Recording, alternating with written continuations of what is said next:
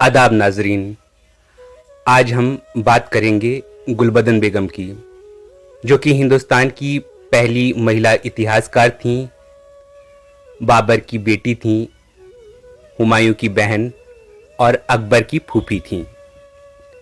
जब बाबर का इंतकाल हुआ तो गुलबदन सिर्फ 8 साल की थीं, लेकिन कुछ यादें गुलबदन को याद रह गई थीं।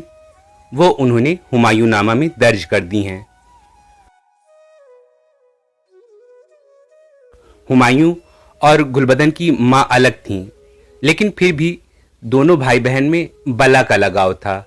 वो हर कदम पर हुमायूं का साया बनकर उनके साथ रहीं।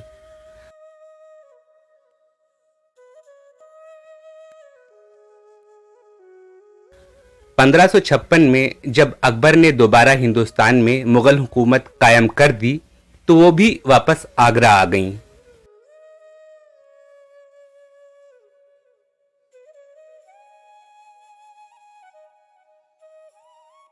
1574 में शहजादी हज को गईं और 6 साल तक वहीं रहीं। कहते हैं गुलबदन अकेली नहीं गई थीं, उनके साथ औरतों का पूरा एक काफिला वहां पर गया था।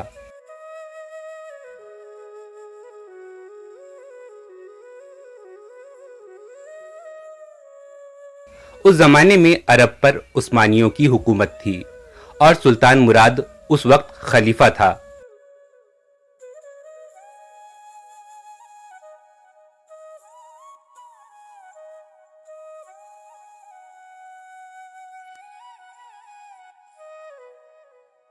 जब शहजादी मक्का मुकर्रमा में रहीं तो अरब के लोगों में खूब सदका और इनाम वगैरह वो बांटती रहीं।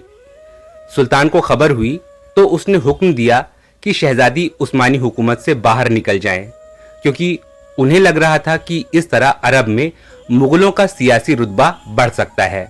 लेकिन मुगल शहजादी ने उस्मानी सुल्तान का हुक्म ठुकरा दिया और अपने काम में लगी रहीं और 6 साल बाद जाकर वापस आईं।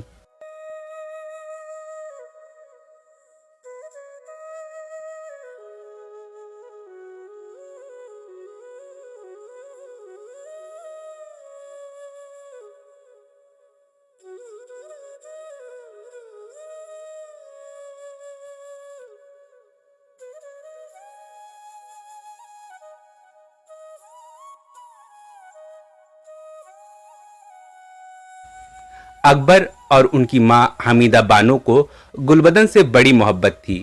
दोनों ही लोग गुलबदन का बड़ा एहतराम करते थे। अकबर की दरख्वास्त पर उन्होंने हुमायूं नामा लिखा।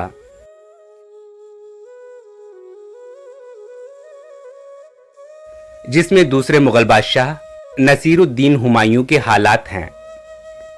ये किताब मुगल तारीख का बुनियादी सोर्स मानी जाती है।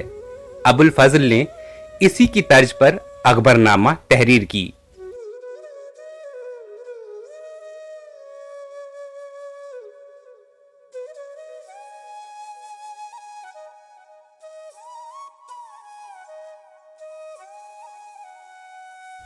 इस तरह देखा जाए तो गुलबदन बेगम पहली खातून मुस्लिम मुअर्रिख यानी कि फर्स्ट फीमेल मुस्लिम हिस्टोरियन भी हैं।